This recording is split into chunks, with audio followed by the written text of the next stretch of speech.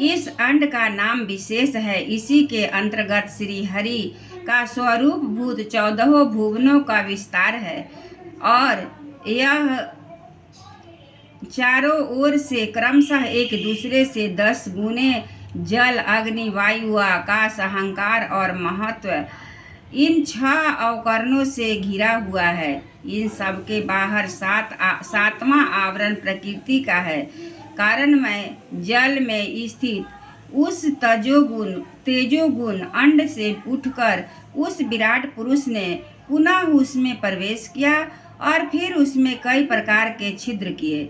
इस सब से पहले उसमें मुख प्रकट हुआ, उसमें वाक इंद्रिय और उसके अनंतर वाक का अधिष्ठाता अग्नि उत्पन्न हुआ।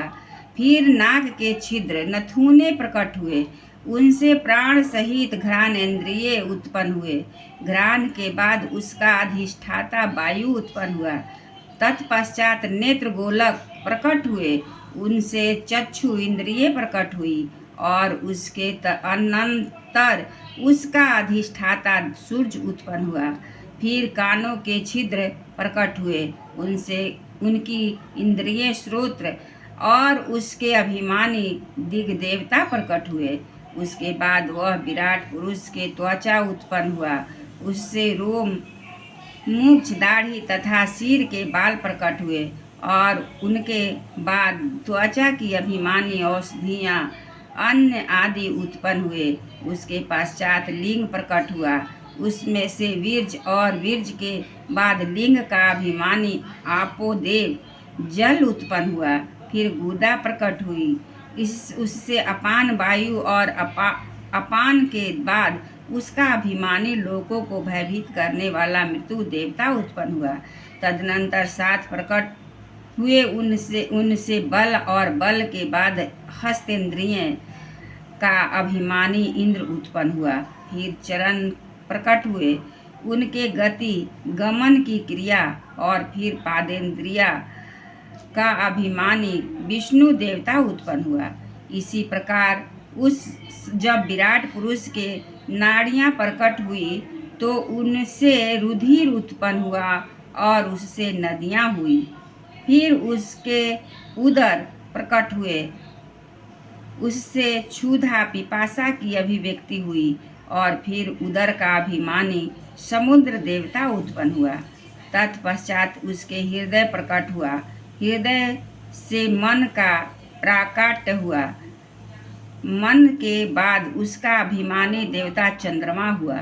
फिर हृदय से ही बुद्धि और उसके बाद उसका अभिमानी ब्रह्मा हुआ। तत्पश्चात अहंकार और उसके अनंतर उसका अभिमानी रुद्र देवता उत्पन्न हुआ। इसके बाद चित्त और उसका अभिमानी क्षेत्रज्ञ प्रकट हुआ।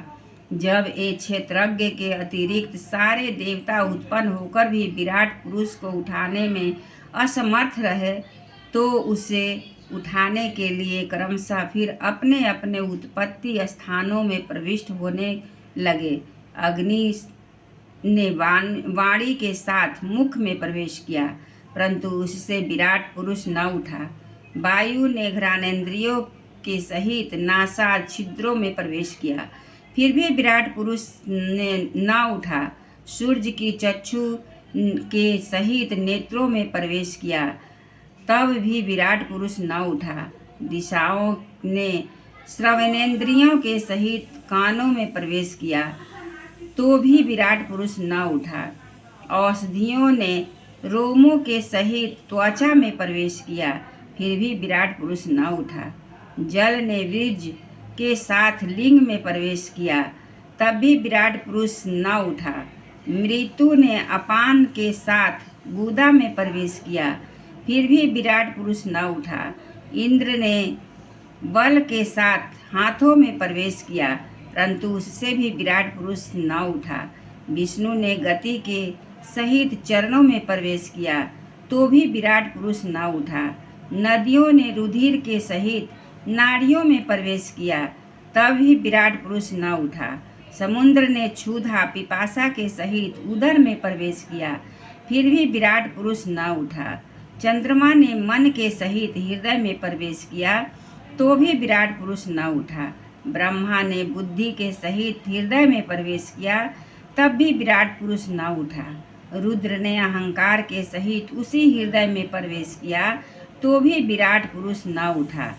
किंतु जब चित्त के अधिष्ठाता क्षेत्रज्ञ ने चित्त के सहित हृदय में प्रवेश किया, तो विराट पुरुष उसी समय जल से उठकर खड़ा हो गया।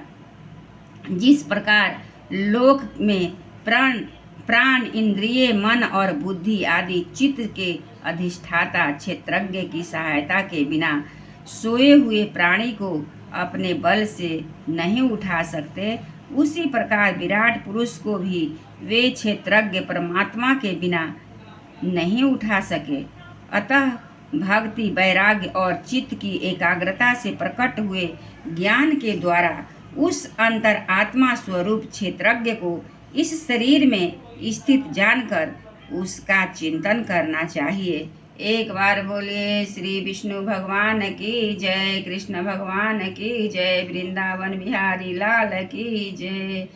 श्रीमन नारायण नारायण नारायण, श्रीमन नारायण नारायण नारायण, श्रीमन नारायण नारायण हरि हरि, श्रीमन नारायण।